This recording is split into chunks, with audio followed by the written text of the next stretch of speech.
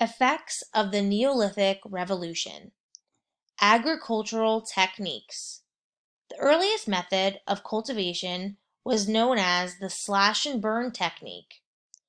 In it, all trees, saplings, and grasses were burned to the ground to create pasture land. The ash from the burned trees served as fertilizer.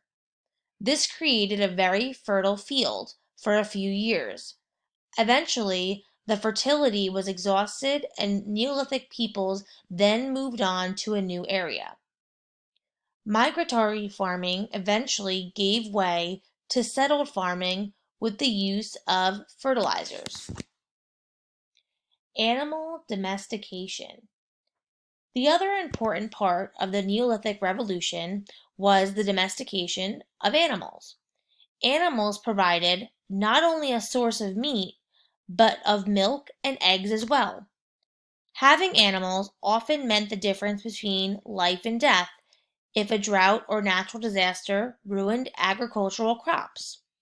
And raising animals for food was much less dangerous than constantly hunting wild animals. Animals also provided a source of clothing and labor. Both were essential for survival. Animals like sheep, goats, pigs, and cattle were domesticated in the Middle East and West Africa, while water buffalo and chickens were domesticated in South and East Asia. Interestingly enough, few large beasts of burden survived the Paleolithic era in the Americas. Most animals in the Americas were not suited to domestication, and this severely disadvantaged those people. Impact. The Neolithic Revolution had economic, social, cultural, and political impacts which completely changed the way of life for people and began the march towards modernity. Economic. One of the most important economic impacts was the development of agricultural surplus. There was extra food. As a result, not everyone needed to farm. This allowed for job specialization. Artisans began to specialize in certain crafts, like pottery. People who served as laborers or potters or tailors traded their craft for food. A sophisticated economy had developed. Social. Groups of hunter-gatherers began to settle down and form communities. With better diets and more reliable sources of food, people led healthier, longer lives, and the population exploded.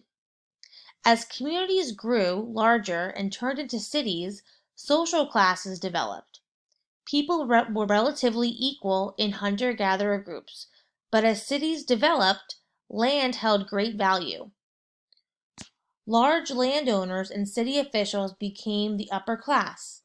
Additionally, women became more subordinate to men, as women's contributions were not seen to be as valuable. Political. As large numbers of people began to live together, and as social distinctions began to emerge, crime became a problem. Communities began to establish rulers and forces to enforce order. Cultural.